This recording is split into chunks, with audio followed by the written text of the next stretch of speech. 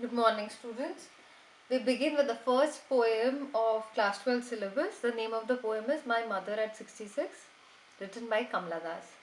It's a very sensitive and emotional poem about the relationship shared by a mother and a daughter.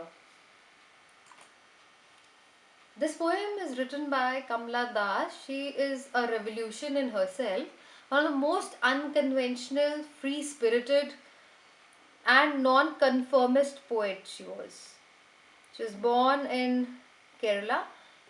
In India's literary sky, she dazzles like a bright star, inspiring fearless and defiance among young writers who venture to write on a typical idea.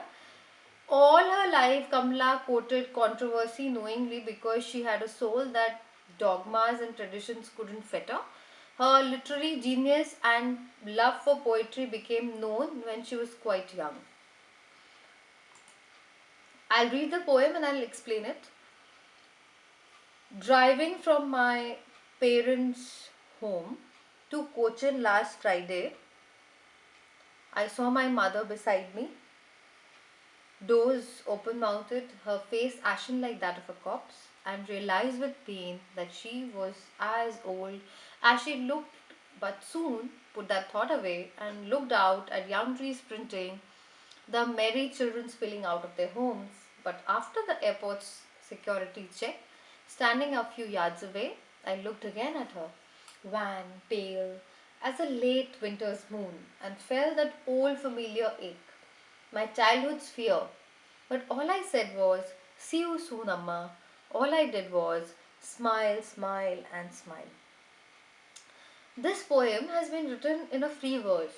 We can see some lines are short, some lines are big enough, and rarely we have a full stop here. So the poet says, not that she has not seen her mother before, she, all of a sudden, while coming back from her own house, on the way to the airport, she saw her mother's face.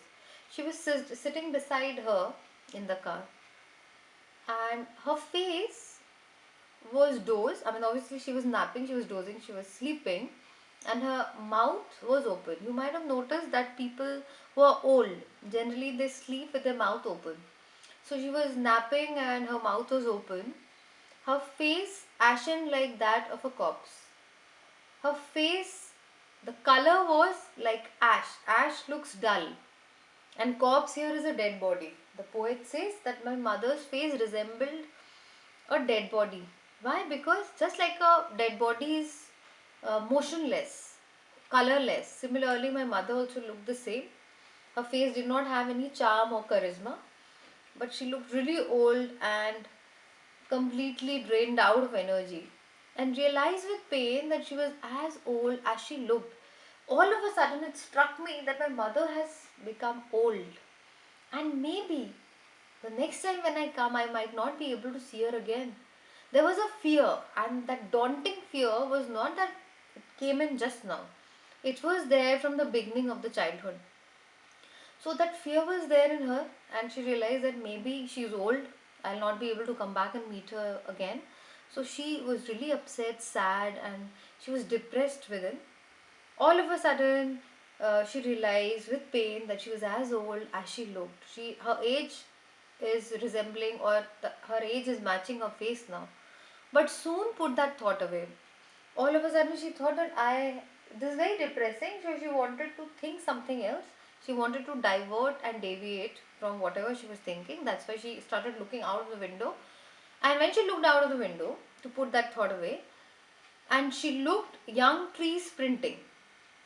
Young tree sprinting is the trees which were standing. I mean, obviously, trees are static, but they looked as if they were running past.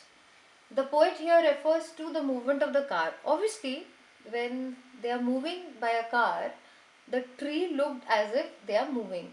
When we were small, when I was personally small, I used to always feel that the moon walks with me wherever I go. Similarly, the same thing happened. And the next reference that the poet makes is merry children spilling out of their homes. Merry is happy. Happy children running out of their homes. The poet wants to bring in a contrast between her mother's face and the young children or the trees. The poet wants to bring in movement. The poet wants to bring in happiness, just as the children are bubbling with energy and enthusiasm. They were running out of their houses to do the same, and the poet wants to bring in a sharp contrast between her mother's face and the view that this person saw. So there are two references which are important. One is of the young trees, and second is of the children who ran out of their homes. But after the airport security check, the poet has reached the airport and the security check and everything is over. Standing a few yards away, standing a little distance away from her mother, she looked at her face again. I looked again at her. Now, this time, wan, pale as a late winter's moon. The poet again makes a comparison with winter's moon along with her mother's face. Now, specifically, why winter's moon? The poet wants to convey just during the winter season, the moon is always covered with fog and mist. Similarly, her mother's face was also covered with wrinkles and blemishes. It was not a very clean and shining face of a teenager or a youth or a youngster. Her face was also covered with all sorts of dark circles, blemishes, and wrinkles, and that's why there's a comparison with moon, that too winter's moon, and felt that old familiar ache. This old familiar ache is the pain of losing one's loved ones. From the childhood, we know that one day our parents are going to part with us. That pain we have and the fear, because obviously man is mortal. Anyone who has taken birth has to die. That fear of the poet came back again. My childhood's fear. But all I said was, "See you soon, Amma."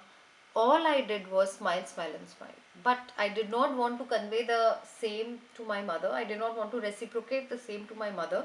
And hence, what I did was kept smiling and kept looking at her because I wanted to give her a positive energy and I wanted to part with a positive note that I am going to come back and meet you again. Now I'll like to read the summary. The poem is in the form of an abrupt and intermittent overflow of poet's powerful feelings, which were occasioned by her noticing her mother in a dispassionate posture while she was going to the airport with her mother, as I said. Her mother seemingly dozing off and yawning, probably because of the tiredness or lack of interest. The poet instantly compared her expressionless face with that of a dead body, which shows that her feelings were quite heightened. It was very painful to her to realize that her mother had come to a compromise with life and had no interest either. The thought that is her mother's end being near or her lost interest in life grieved the poet so much that she wanted to put it away. So, to divert her attention, the thing she noticed outside the car did not help her accordingly.